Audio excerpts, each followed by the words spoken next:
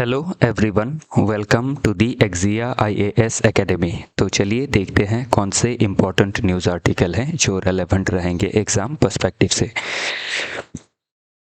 Admission open है, आप हमारे फाउंडेशनल कोर्स से जुड़ सकते हैं जिसमें हम आपको कम्प्रिहेंसिव कवरेज प्रोवाइड करेंगे पूरे सिलेबस का। उसी हिसाब से स्टडी मटेरियल भी प्रोवाइड किया जाएगा। रेगुलर टेस्ट कंडक्ट कराई जाएंगी। हर वीक जो होगा आपका 50 MCQ का प्रीलिम्स के लिए टेस्ट होगा, और प्रीलिम्स क्लियर होने के बाद जो मेंस का आंसर राइटिंग है वो भी हम कंटिन्यू करवाते रहेंगे। जो गाइडेंस रहेगा वो एक्सपर्ट एंड एक्सपीरियंस फैकल्टी के द्वारा ही दिया जाएगा जिनको फर्स्ट हैंड एक्सपीरियंस है और pre mains and interview. One on one mentoring के तहत आपके जितने भी डाउट है आप उनको कैटर करवा पाएंगे।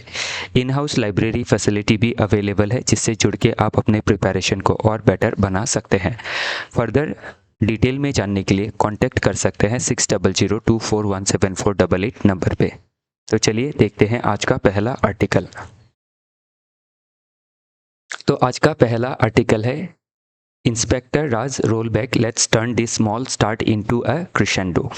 तो ये जो पर्टिकुलर आर्टिकल है ये स्पेशली इकोनॉमी और गवर्नेंस को लिंक, इसमें जो लिंक है वो दिखा रहा है कि किस तरीके से हमारे देश में जो ईज़ ऑफ डूइंग बिजनेस है वो compare to other nation like Vietnam हो, इंडोनेशिया, चाइना जैसे जो हमारे पैरेलल देश है, स्पेशली चाइना, तो उसमें किस तरीके से ईज़ ऑफ डूइंग जो बिज़नेस है वो काफ़ी ज़्यादा है। और इसके वजह से चाइना में जो इन्वेस्टमेंट है, ग्रोथ है, डेवलपमेंट है, एम्प्लॉयमेंट अपॉर्चुनिटी है, स्किल एनहांसमेंट है, वो किस तरीके से आगे बढ़ा है, और इंडिया में हम किस तरीके से एक मिडिल इनकम ट्रैप में फंस गए हैं। तो इस जो आर्टिकल है इसका मेन आर्ग्यूमेंट या फिर सब्सटेंटिव पार्ट ये है कि जो कोर थेसिस है, लाइसेंस राज को हमारे देश ने डिसमेंटल कर दिया in 1991 through liberalisation, privatisation and globalisation, जिसको हम न्यू इकोनॉमिक रिफॉर्म या फिर पॉलिसी के नाम से जानते हैं। तो उसमें लाइसेंस राज को बहुत दूर तक ईज कर दिया गया, लेकिन जो इंस्पेक्टर राज है, जो बर्डनसम ओवरसाइट है ऑफ डेली ऑपरेशंस, वो अभी भी परसिस्टेड है, अभी भी ये पूरी तरीके से ख़त्म नहीं हुआ है। तो गवर्नमेंट कोशिश कर रही है, गवर्नमेंट का रीसेंट मूव देखा गया है to roll back regulation mark shift from a culture of suspicion. तो इतने दिनों तक जो आपका ये इंस्पेक्टर राज था या फिर जो आपका लाइसेंस राज था, तो लाइसेंस राज 1991 में बहुत हद तक कम हुआ, लेकिन जो इंस्पेक्टर राज कम नहीं हुआ था, उसका मेन रीज़न ये था कि सस्पिशन, कि जो भी बिजनेस है हम उनको संदेह की निगाह से हमारी जो एडमिनिस्ट्रेशन है वो देखती थी, उनको ट्रस्ट नहीं कर सकती थी, जिसके वजह से क्या है जो ईज़ ऑफ डूइंग बिजनेस है वो काफ़ी कम रहा है हमारे देश में।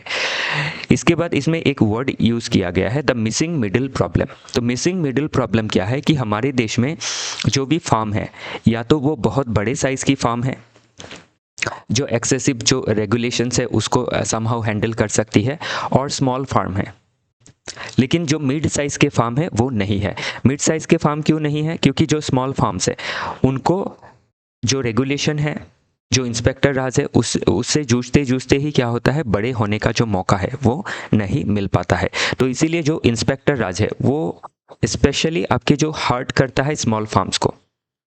जो लार्ज फार्म होती है उनके पास रिसोर्स होती है टू मैनेज कंप्लाइंस, जो भी कंप्लाइंस है आपके टैक्स के हो या फिर अदर जो भी कंप्लाइंसेस होती है उसको मैनेज कर सकती है, because they have resources. Small farms के पास रिसोर्सेज जो है वो काफ़ी कम होती है।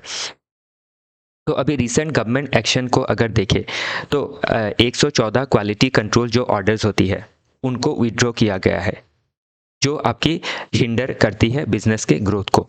फिर आरबीआई का जो सर्कुलर्स रहता है उसमें बहुत सारे सर्कुलर्स को आपके रिपील कर दिया गया है। उसमें 9446 सर्कुलर को रिपील किया गया है और रिप्लेस किया गया है बाई 244 मास्टर डायरेक्टर्स, ताकि जो फाइनेंशियल सिस्टम है उसमें ईज बनी रहे।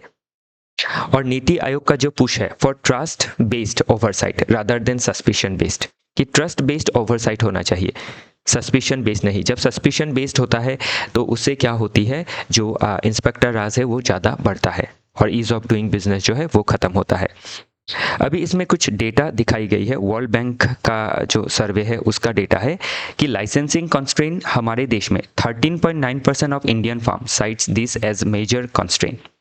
तो 13.9% हमारे फार्म्स है, उन्होंने इस चीज़ को दर्शाया है कि बिजनेस में जो आपकी लाइसेंसिंग की जो व्यवस्था है, लाइसेंस लेने में बहुत दिक्कतें आती है, जबकि चाइना में ये चीज़ 0.8% है।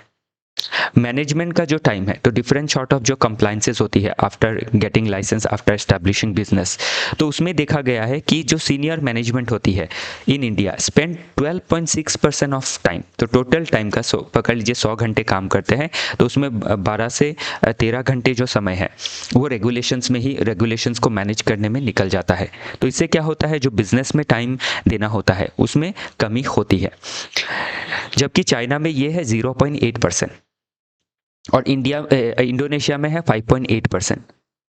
तो हम इंडोनेशिया से भी क्या है इस मामले में पीछे हैं, हमारे देश में ज़्यादा समय लगता है। तो अभी ये था पूरा इसका मामला जो इसमें मेंशन किया है, जो सब्सटेंटिव पार्ट है इसका। अभी इसका थोड़ा हम हिस्ट्री देखने की कोशिश करते हैं। तो जब हम हिस्टोरिकल इवोल्यूशन देखेंगे ऑफ दिस इशू, तो इस आर्टिकल को बेटर समझ में आएगा। तो पोस्ट इंडिपेंडेंस में अगर देखें तो इंडिया ने सोशलिस्ट जो मॉडल है उसको आपका अडॉप्ट किया था। और सोशलिस्ट मॉडल में क्या है, जो मीन्स ऑफ प्रोडक्शन है उसको आपका नेशनलाइज किया जाता है और बेयर मिनिमम जो है आपकी प्राइवेट सेक्टर रहती है, और जो भी रहती है सेक्टर उसमें आपका लाइसेंसिंग राज होता है, जैसे लाइसेंसिंग, कोटा, परमिट वगैरह वगैरह रहती है। तो इसमें आप देख सकते हैं कि आपका industries development and regulation act of 1951 था। इसके तहत आपके ये कोटा, लाइसेंसिंग, ये सभी चीज़ें हम देख सकते हैं, जो इन्फ्लुएंस था बाय नेहरूवियन सोशलिज्म, क्योंकि जो उस समय के पीएम थे, first PM of India,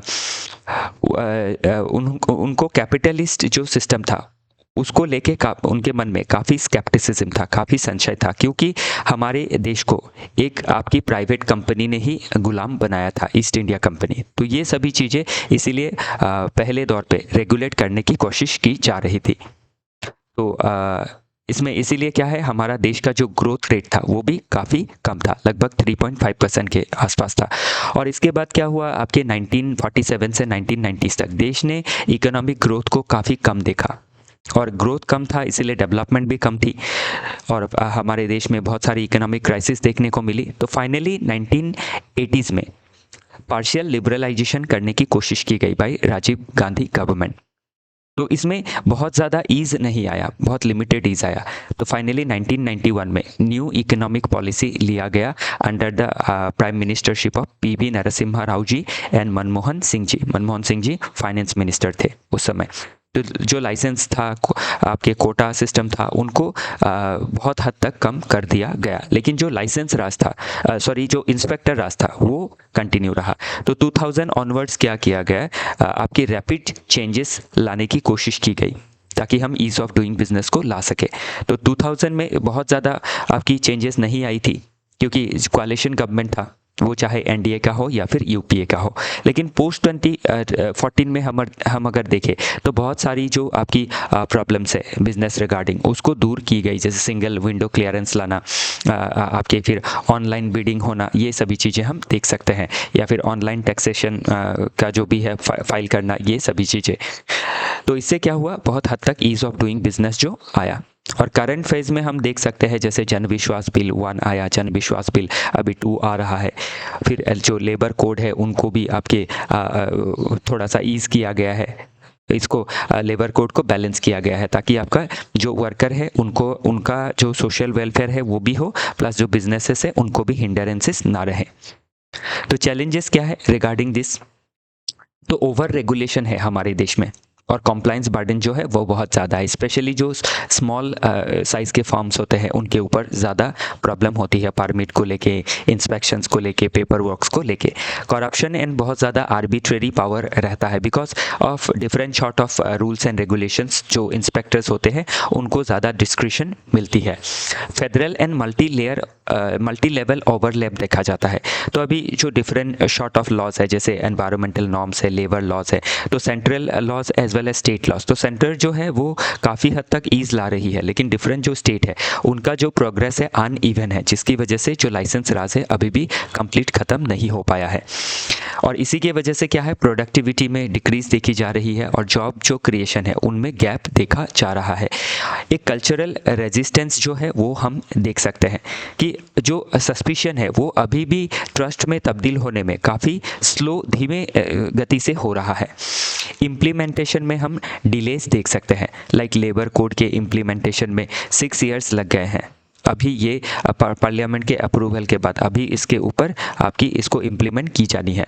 balancing protection and freedom, तो डीरेगुलेशन रिस्क करता है कंज्यूमर एंड लेबर सेफगार्ड्स को। अगर ज़्यादा डीरेगुलेशन किया गया तो उससे कंज्यूमर का राइट्स जो है वो, या फिर लेबर का राइट्स जो है वो वॉयलेट हो सकता है। अल्टीमेटली जो कैपिटलिस्ट है वो प्रॉफिट बेस्ड मोटिव लेके ही काम करते हैं, तो उसको हमें बैलेंस करना ज़रूरी है। बाकी जो की टर्मिनोलॉजी से इंस्पेक्टर राज ऑलरेडी बताया, licence Raj, deregulation, decriminalisation, then missing middle बता ही दिया है, इकोनॉमिक फ्रीडम बता दिया है, क्वालिटी कंट्रोल ऑर्डर्स बताया ही है, नीति आयोग बताया ही है।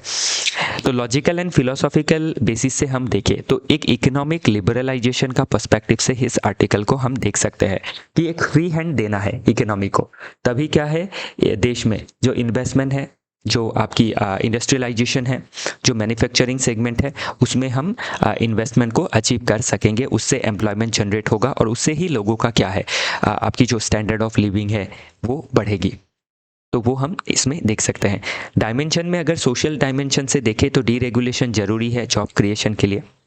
फिर आपका पॉलिटिकली देखें तो empower governments to prioritise growth over control. तो पॉलिटिकली कौन सा कंसिडरेशन देखना है, ग्रोथ को देखना है ओवर कंट्रोल।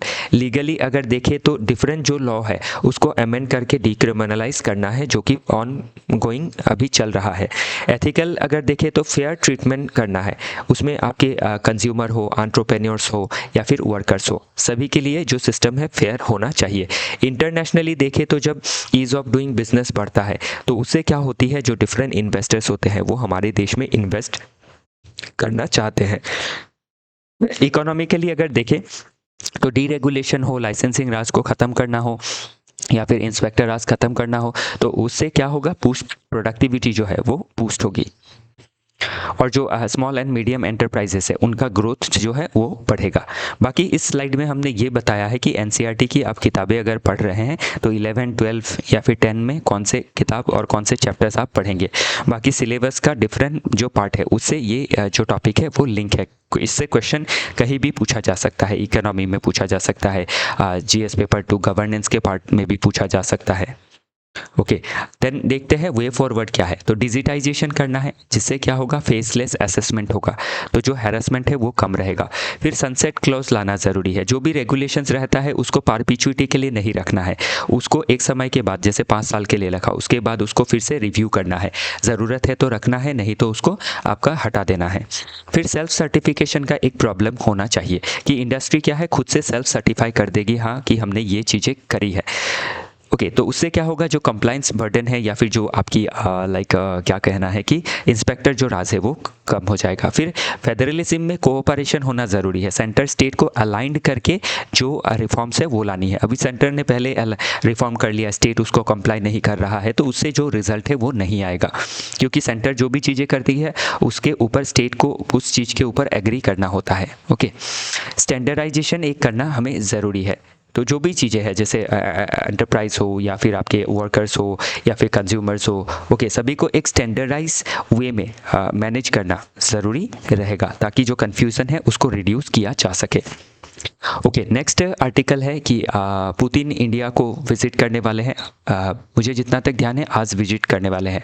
ओके, तो इसको एक बार देख लीजिएगा कि कौन से डेट में आ रहे हैं, आज या कल, ये 2 दिन के अंदर ही विज़िट करने वाले हैं। तो किस तरीके से जो आपका रशिया का विज़िट है व्लादिमीर पुतिन का, तो वो किस तरीके से इंडिया को इम्पैक्ट कर सकता है आपके इकोनॉमी में हो, डिप्लोमेसी में हो, इन सभी चीज़ों में, तो वो हमें देखना ज़रूरी रहेगा। तो मेन आर्ग्यूमेंट जो है इस पार्ट का वो क्या है कि shift from sentiment to substance. तो कोर आर्ग्यूमेंट यही है कि इंडिया को मूव करना है sentiment rhetoric of Russia being a best friend and narrow government to government engagement. तो अभी क्या है, हम सिर्फ गवर्नमेंट टू गवर्नमेंट एंगेजमेंट कर रहे हैं, और इसमें क्या है, जो हमारा एक पीपल टू पीपल टाई था 1991 से पहले अगर देखें, तो वो टाई आज के डेट में बहुत काफ़ी हद तक कम हुआ है। वैसे तो रिलेशन इंडिया और रशिया का काफ़ी अच्छा है, लेकिन इसको सब सिर्फ हमें उसी सेंटीमेंट से, पास्ट के सेंटीमेंट से नहीं देखना है, एक आपका प्रैग्मेटिक वे में देखना है, क्योंकि आपका जो रशिया के साथ हमारा रिलेशन है उसमें पीपल टू पीपल टाई पहले की तुलना में कम हुआ है। दूसरा जो इकोनॉमिक एंगेजमेंट है वो भी काफ़ी कम है, जिससे क्या है, हम ज़्यादा इंपोर्ट कर रहे हैं, एक्सपोर्ट काफ़ी कम है। इवन आप देख सकते हैं कि हम इकोनॉमी का रियलिटी चेक करें तो 5 बिलियन सिर्फ एक्सपोर्ट करते हैं, जबकि हम उससे ज़्यादा, उससे दुगना तो हम बांग्लादेश में ही एक्सपोर्ट कर देते हैं। तो इसीलिए क्या है, जो ट्रेड है उसको डाइवर्सिफाई करना है। देन दूसरा अगर देखें द पीस अपॉर्चुनिटी, तो अभी क्या है, जो रशिया यूक्रेन का वॉर है उसमें इंडिया एक बेटर रोल प्ले कर सकता है ताकि पीस को नेगोशिएट किया जा सके दोनों ही देश के बीच में। क्यों? क्योंकि पीस नहीं होने की वजह से, क्योंकि इंडिया भी रशिया को कंडेम नहीं कर रहा है, हम वार को सपोर्ट नहीं कर रहे हैं लेकिन कंडेम नहीं कर रहे हैं, तो इससे क्या है, एक वेस्ट का जो प्रेशर है वो हमारे ऊपर हम देख सकते हैं।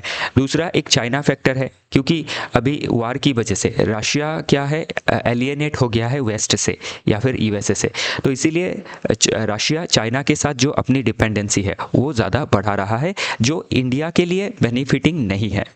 तो अगर एक पीस डील होता है और इस पीस डील से ही क्या होगा, रशिया का रिलेशन वेस्ट से अच्छा हो जाएगा, और तभी क्या है, इंडिया का जो इंडिया के ऊपर जो सस्पिशन है या फिर जो दबाव है या फिर जो कंडमेशन है बाय द वेस्ट, उसको हम ख़त्म कर पाएंगे। फिर ट्रम्प का अगर हम कॉमर्स पॉलिटिक देखें तो ट्रम्प काफ़ी ट्रांजैक्शनल है, तो इसीलिए वो क्या कर रहे हैं, हमारे ऊपर 25% का टैरिफ लगाना कि हम रशियन ऑयल परचेस ना करें, और हम रशिया के साथ रशिया का वार को फंड कर रहे हैं, इस तरीके से जो एलिगेशंस है वो लगी है। लेकिन दूसरी ओर अगर हम देखें तो ट्रम्प खुद क्या कर रहे हैं, रशिया के साथ जो कमर्शियल डील है वो साइन करना चाह रहे हैं, ताकि जो हाइड्रोकार्बन्स है और मिनरल्स है रशिया में उसको यूएसए सीक कर सके। बाकी जो इकोनॉमिक रियलिटी चेक है वो मैंने बता दिया है। तो अभी इसमें थोड़ा बहुत हम हिस्टोरिकल इवोल्यूशन देखते हैं ऑफ इंडिया रशिया रिलेशन। तो pre independence and early years में देखें तो हम काफ़ी इन्फ्लुएंस रहे हैं बाय यूएसएसआर, तो उस समय यूएसएसआर नाम से जाना जाता था। ओके, तो 1955 में नेहरू ने विज़िट किया था यूएसएसआर, तब जो और नेहरूवियन जो इकोनॉमी है उसका जो मॉडल है काफ़ी हद तक यूएसएसआर का जो प्लान्ड इकोनॉमिक मॉडल है या फिर सेंट्रलाइज इकोनॉमिक मॉडल है उसके ऊपर बेस्ड रहा है। फिर कोल्ड वॉर एरा में देखें तो 1950s-60s में कुछ खास रिलेशन नहीं था, हम इंस्पायर थे नो डाउट, लेकिन रशिया के ओर से हम बहुत बेटर नहीं था। लेकिन 60s के बाद जो रिलेशन है वो अच्छा होने लगा। इवन इंडो चाइना जब टेंशन था 1962 का वॉर था, उसमें रशिया ने चाइना इंडिया को नो डाउट सीधा सपोर्ट नहीं किया, लेकिन चाइना को भी किसी तरीके से सपोर्ट नहीं किया, मतलब जो रशिया का न्यूट्रलिटी था वो उसने इंडिया को मदद किया। फिर 1971 का जो आपका बांग्लादेश लिबरेशन वॉर था उसमें रशिया ने इंडिया को मदद किया। फिर आप अगर देखें 1971 में हमने फ्रेंडशिप ट्रीटी भी साइन की थी, 1971 Indo Soviet treaty of peace friendship and cooperation. और इसी के बाद क्या है, हमें डिफेंस रिलेटेड हमारा इंपोर्ट हुआ रशिया से। फिर जो इकोनॉमिक जो मदद चाहिए थी जैसे भिलाई स्टील प्लांट, इन सभी का बनने में रशिया ने हमें मदद किया है। पोस्ट सोवियत ट्रांजिशन अगर देखें तो यूएसएसआर जो था, United union of Soviet socialist Republic, वो 1991 में कोलैप्स हो गया था। और कोलैप्स होने के बाद क्या है, हमें फिर से रीनेगोशिएट करना पड़ा और 1993 में हमने फिर से ट्रीटी ऑफ फ्रेंडशिप को साइन किया। लेकिन ध्यान रखिएगा 1991 के बाद इंडिया ने भी अपने जो ट्रैजेक्टरी है उसमें कुछ बदलाव किया। जैसे लुक ईस्ट पॉलिसी के तहत हमने दूसरे जो ईस्ट एशियन नेशंस है उनके साथ कोलैबोरेशंस किए, यूएसए जैसे वेस्टर्न इकोनॉमी के साथ कोलैबोरेशंस किया, क्योंकि हमने न्यू इकोनॉमिक पॉलिसी को अडॉप्ट कर लिया था बाय 1991। क्योंकि यूएसएसआर का कोलैप्स होने की वजह से हमारे जो रिलेशन है या फिर जो इकोनॉमी है उसमें एक वैकम दिखा गया था। उस वैकम को फील करने के लिए ही 1991 में एक न्यू इकोनॉमिक पॉलिसी ली गई। सिर्फ उसी वैकम को नहीं, उसमें हमारा देश का जो डोमेस्टिक रीजन्स था वो भी इसमें हमें देखना ज़रूरी है, जो मैंने इस आर्टिकल में बताया था। ओके, फिर इसमें नेक्स्ट स्ट्रैटेजिक पार्टनरशिप में पार्टनरशिप का फेज़ कब आया? 2000 में। फिर 2010 में इसको स्पेशल एंड प्रिविलेज पार्टनरशिप बना दिया गया, जिससे लाइक ब्रह्मोस जैसे मिसाइल जो है वो जॉइंटली डेवलप किए गए। फिर जो कुडनकुलम न्यूक्लियर पावर प्लांट है, सबसे बड़ा न्यूक्लियर पावर प्लांट है ऑफ इंडिया, तो इसमें रशिया ने हमें मदद की। लेकिन पोस्ट 2014 जब क्रीमिया जो यूक्रेन का एक पार्ट था उसको एनेक्स किया बाई रशिया ने, तो उसके बाद वेस्ट के साथ रशिया का रिलेशन ख़राब हो गया। जैसे G8 था उसको उससे रशिया को बाहर निकाल दिया गया। फिर जो वेस्ट था उसके साथ रिलेशन ख़राब हो गई। तो जब रशिया और वेस्ट का रिलेशन ख़राब होता है तो दबाव इंडिया के ऊपर पड़ता है, क्योंकि इंडिया रशिया और वेस्ट दोनों के साथ ही अपना रिलेशन बेटर रखना चाहता है। तो अभी चैलेंजेस क्या है related to India Russia relationship? तो इसमें चैलेंज में पहला तो है जियोपॉलिटिकल टेंशन, कि जो रशिया यूक्रेन वार है उसमें रशिया को आइसोलेट करना चाह रही है वेस्ट, और इंडिया क्या कर रहा है अभी इसमें एक कॉम्प्लिकेशन इंडिया को फेस करना पड़ रहा है, क्योंकि इंडिया अपना relation US, Europe, Russia, China सभी से बेटर रखना चाहती है। इकोनॉमिक एक इम्बैलेंस हम देख सकते हैं, तो हम काफ़ी ज़्यादा हैवी ऑयल इंपोर्ट कर रहे हैं, आर्म्स इंपोर्ट कर रहे हैं फ्रॉम रशिया। तो जो डिफेंस की डिपेंडेंसी है वो 60 to 70% जो है रशियन मिलिट्री हार्डवेयर है के ऊपर हम डिपेंडेंट है। तो इससे क्या है, अभी रशिया खुद टेंशन में है, तो इन फ्यूचर क्या है शॉर्टेजेस हो सकती है वार के समय। तो और प्रोजेक्ट्स जो है लाइक S-400 मिसाइल, इनमें भी डिले हो रहा है इंडिया, और इसको एक्वायर करना चाह रही है। नेक्स्ट है वेस्टर्न प्रेशर। तो वेस्ट का जो एक प्रेशर है इंडिया के ऊपर, लाइक 25% टैरिफ लगाना इंडिया के ऊपर, ताकि इंडिया रशियन ऑयल को परचेस ना करे। लेकिन हमने अपना स्ट्रैटेजिक ऑटोनॉमी को मेंटेन रखा है, अपने जो डोमेस्टिक इंटरेस्ट है उसको हमने प्रेफरेंस दिया है। एक इंटरनल जो ड्रिफ्ट है वो हम देख सकते हैं। तो इंटरनल ड्रिफ्ट में वीक हो गया है पीपल टू पीपल टाई, तो उसको हमें ठीक करना ज़रूरी है। ग्लोबल शिफ्ट अगर देखें तो ग्लोबल शिफ्ट में ट्रम्प का जो कॉमर्स पॉलिटिक है, कि जो भी वो डिप्लोमेटिक रिलेशन मेंटेन कर रही है वो कम्प्लीटली ट्रांजैक्शन के बेसिस पे कर रही है, कि किससे कितना इकोनॉमिक प्रॉफिट होने वाला है। बाकी ध्यान रखिएगा मल्टी अलाइनमेंट क्या होता है, डिफरेंट नेशंस के साथ अलाइंड होना। स्ट्रैटेजिक ऑटोनॉमी क्या होती है, अपने हिसाब से फॉरेन पॉलिसी लेना, free from external pressure. Commerce politic क्या होती है, कॉमर्शियल डिप्लोमेसी। मल्टीपोलैरिटी होती है कि वर्ल्ड में डिफरेंट सॉर्ट ऑफ पावर्स है, एक नेशन या फिर दो नेशन आपकी जो है डोमिनेंस नहीं दिखा रही है। अगर एक नेशन दिखा रही है तो यूनिपोलैरिटी है, दो दिखा रही है तो बाइपोलैरिटी है, और बहुत सारे पावर है तो मल्टीपोलैरिटी है। तो मल्टीपोलैरिटी बेटर है, कोई किसी को ज़्यादा डोमिनेट नहीं कर सकता है। ओके, डिग्निफाइड पीस क्या है, तो जेलेंस्की के साथ अगर पीस डील करना है तो वो डिग्निफाइड होना चाहिए। अगर जेलेंस्की जो आपके यूक्रेन को रिप्रेजेंट कर रहे हैं, तो अगर उसमें आपकी बहुत ह्यूमिलेटिंग ट्रीटी होता है तो उससे क्या है इन फ्यूचर परपेचुअल पीस नहीं होगा, अनडिग्निफाइड पीस होगा, ह्यूमिलेटिंग पीस होगा, जो आपका लॉन्ग टाइम सस्टेन नहीं करेगा।